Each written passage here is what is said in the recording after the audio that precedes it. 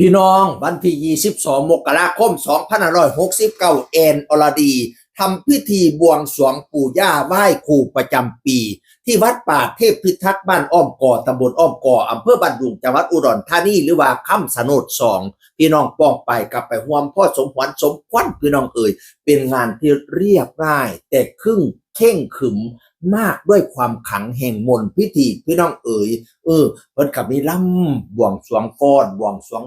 งามบูชาปู่ย่าปู่พญานาคย่าพญานาคพี่น้องที่สำคัญน้องคนิ่งกับไปดิน้องคนิ่งสิริการนั่นแหมมีสแกนอุดรธานีคนล่าสุดนั่นน่ะไปกับพี่นางเพราะว่าแอนอรดีนี่เป็นพี่ไผ่พี่นางว่าต่อไปน้องคนิ่งนี่มีศักดิ์เป็นน้องสาวของบอยสิริชัยบัดได้มีสแกนแล้วเพิ่นกันมากกับพี่นางเพราะว่าเคยเบาเคยจ่าตั้งสัจจาว่าจ่าไว้ที่เคยกล่าวไว้เมื่อก่อนจะเข้าประกวดนางงามน้องคนิ่งได้เว้ากับใหญ่ตั้งแต่ปีที่แล้วว่าปีหน้าสิมากราบมาถวายเกียงสักการะบวงสรวงปู่ย่าพร้อมกับล่ำถวายแล้วก็ถวายเสียงอยู่วัดป่าเทพพิทักษ์บ้านอ้อมก่อนี่แหละพี่น้องเป็นยังสายเน้นบุญอยู่เลิกงามย่ำดีประจวบเหมาะบางตรงกันแม่นว่าสิทำงานสอดแจ้งปานใดก็ได้มาพ้อกันกับนกพงศกร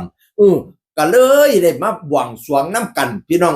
เพราะว่าเมื่อคืนก่อนที่สิมาบวงสรวงนกพงศกรก็ได้ไปขึ้นเวทีกับหมอลำใจเกินร้อยบอยสิริไซเด้เมื่อคืนนกขอบคุณพี่ไส้อ้ายบอยสิริไซที่ส่วนน้องไปร่วมสร้างความสุขให้กับพี่น้องชาวอำเภอโนนสะอาดมวลจอยมากๆที่สำคัญมิสแกนอุดรธานีงามคักเสียน้องคนิ่งทั้งใจพะสันว่าลงเวทีจูงแขนกันมากกันกับน้องคนิ่งตัว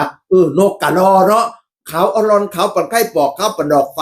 จูงแขนกันมารวมกันกับน้องคนิ่งสิริการมิสแกนอุดรธานีนั่นแหละไปน้ำกันแต่เมื่อคืนเช้าตื่นมื่นตาก็เลยพากันไปล่ำบวงสรวงล่ำถวาย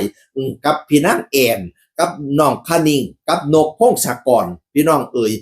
เขาเจ้าก็มีล่ำถวายฟ้อนถวายเนาะแล้วก็วันนี้หลังจากนั่งฟ้อนนั่งล่ำเดียวแอนออเดรีกันล่ำคู่กันกับน้องคนิ่งงามพี่น้องคนผู้งามเนาะฟ้อนกับฟ้อนงามเขาเจ้าเป็นหมอลำอยู่แล้วนั่นน่ะโอ้ยลำกับอันห้องกับสุดค่ำลำกับสุดแขนสวยงามพระรามเป็ดพี่น้องผู้ใดไปเบิ่งคนกิ้งลูกหยาบย้อนว่าความขังย้อนว่าความศักดิ์สิทธิ์แล้วก็ย้อนความสวยความงามของแอนอรดีความงามของน้องคนิ่งสิริการความงามในการฟ้อนการลำความงามในศาสตร์ในศิลป์ของอีสานบ้านเฮาพี่น้องโอ้ยอ่อนซ้อนพี่น้องแต่ก็เห็นเพิ่นไทยถอดมาคนขี้ข่อยก็ลูกยากถวายปู่ถวายยาปู่หน้าโคยาหน้าขี้ให้มากกมาบังให้มากังมาเหลี่ยมเด้อการงานไก่ไหลมากเท่มากคือนำเจงไปแสดงทั้งใบFCให้แตกจนล้นอ้างสนามย่ามเจ้าขึ้นห้านให้โดดเด่นเรื่องเวทีให้มีแต่คนหักคนส้มนิยมส้มเจ้าเงินค่ำให้ไหลเข้าล้นกระเป๋าแน่นอังให้ได้นั่งเป็นเจ้าคนเบาซาลือแล้วก็เก็บบรรยากาศการบวงสรวงไหว้คู่ประจำปีแอนอรดีปีนี้ได้น้องคนิ่งสิริการมาร่วมลำถวายด้วยพนาวานานะสวยงามพระรามเป็ดพี่น้องว้ายอ่อนซ้อนความงาม เบิ่งแล้วเบิ่งอีกงามแล้วงามอีกงามน้องคนิ่งงามน้องแอนแล้วก็ลูกรอนกพงศกรเฮ้ยใครแน่เต้นอันเสียได้แต่นกพงศกรบ่ได้ใส่สูทแต่งองค์ทรงเคียงรอเนาะคันแต่งองค์ทรงเคียงโอ้ยจะสุดยอดตั้งแต่ใส่ส่งยินใส่เสียขาวไปก็รออีก6นึงพี่น้องเสียงคือคนเก่าเว้าสู่ฟังสวัสดีครับ